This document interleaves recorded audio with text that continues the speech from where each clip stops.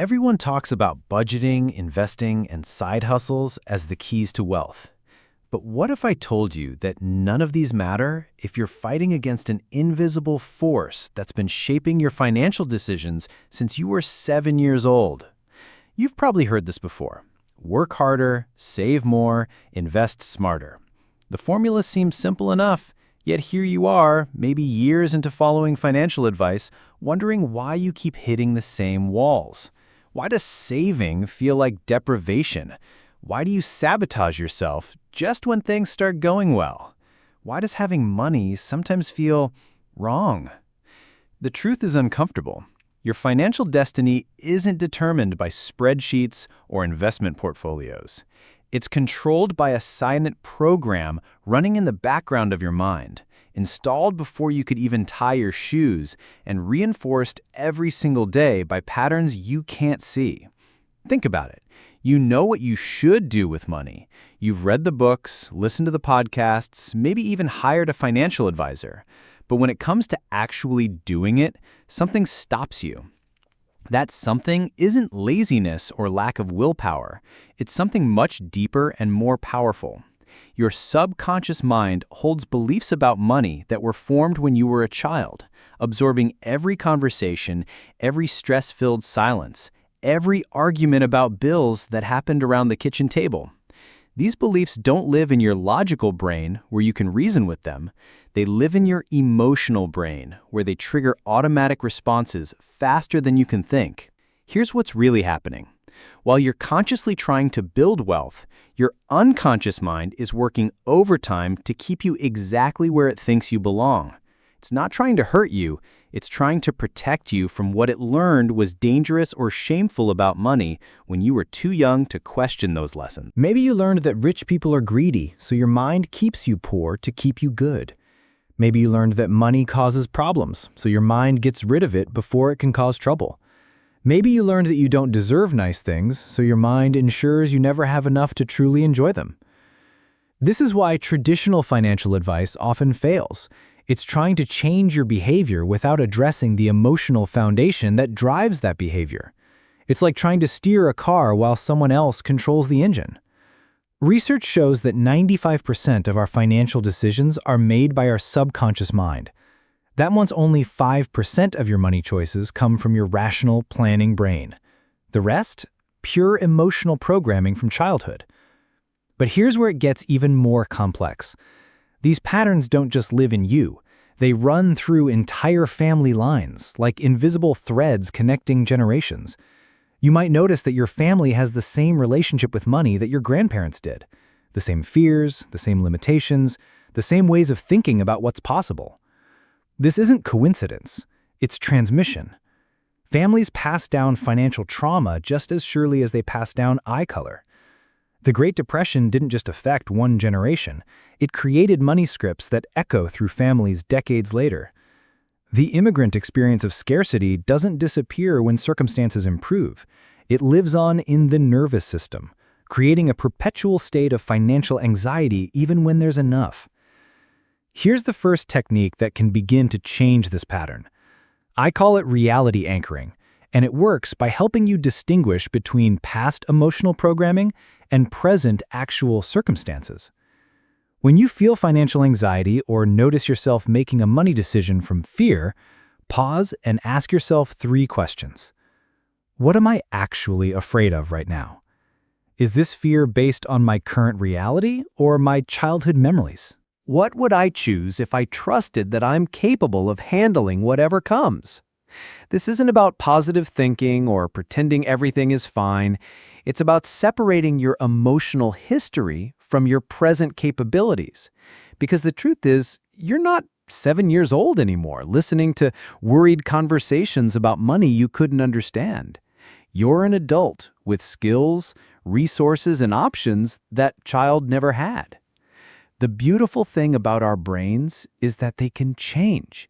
Neuroplasticity means that the neural pathways that associate money with fear, guilt, or unworthiness can be rewired. But it doesn't happen by accident.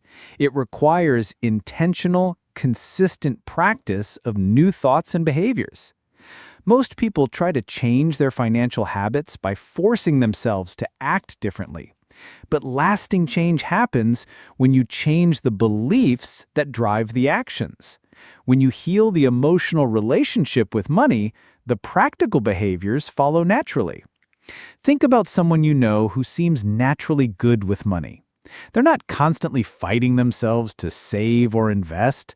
They're not torn between wanting financial security and feeling guilty about having it. Their external actions flow from internal alignment. That's what becomes possible when your conscious goals and unconscious programming are working together instead of against each other. The second technique involves becoming aware of your money thoughts throughout the day. For the next week, carry a small notebook or use your phone to track every automatic thought you have about money. Not your planned thoughts about budgeting or investing, but the quick emotional reactions that flash through your mind. Notice what you think when you see your bank balance. Notice what goes through your head when you hear someone talk about their success or their struggles. Notice the voice in your mind when you're deciding whether to buy something you want versus something you need. Don't judge these thoughts or try to change them yet. Just observe them, like a curious scientist studying an interesting phenomenon.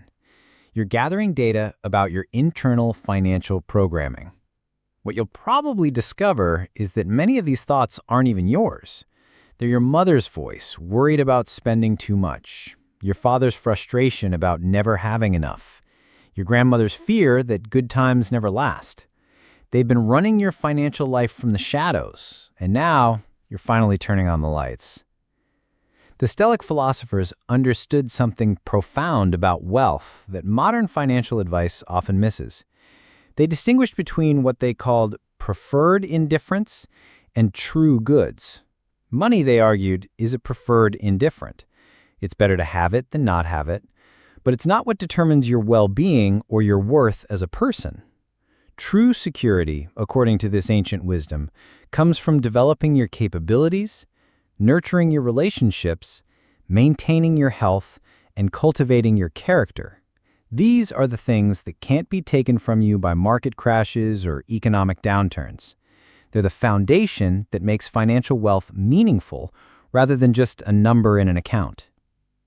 This perspective liberates you from the compulsive accumulation that keeps so many people trapped in cycles of earning and spending without ever feeling truly secure.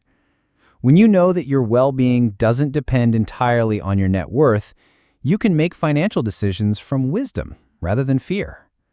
You can choose to build wealth not because you're terrified of being poor, but because financial resources give you more options to live according to your values. You can save money not because you're anxious about the future, but because you're preparing to seize opportunities when they arise. You can spend money on things that matter to you without guilt, because you understand the difference between reckless consumption and conscious choice. Here's what I want you to try, starting today. Begin what I call a financial belief journal. Every evening for the next 3 weeks, write down 3 money-related thoughts you had during the day, and ask yourself where you first learned to think that way. When did you first learn that money was scarce? When did you first learn that wanting nice things was selfish? When did you first learn that you had to choose between being good and being successful? When did you first learn that financial security was something other people had, but not people like you? As you uncover these origin stories, treat them with compassion. That child who learned those lessons was just trying to make sense of a complex world with a developing brain. Those beliefs might have even been protective at the time, but they don't have to run your adult life. For each limiting belief you identify, write a new truth based on who you are now and what you've learned. Not an affirmation or wishful thinking, but a realistic assessment of your current capabilities and options. The goal isn't to become someone who only cares about money or to eliminate all caution around financial decisions. The goal is to make those decisions from your adult wisdom rather than your childhood wounds. Your relationship with money is ultimately a reflection of your relationship with yourself. When you believe you're worthy of security and abundance, you naturally make choices that create those conditions. When you trust your ability to handle challenges, you're willing to take the calculated risks that lead to growth. The path to wealth isn't just about learning new strategies.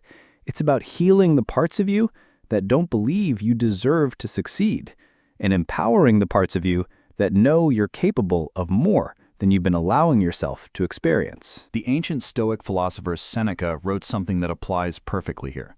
It is not the man who has too little, but the man who craves more who is poor. True wealth begins in the mind that knows enough from never enough, that understands the difference between security and accumulation, and that can make financial choices from abundance rather than scarcity.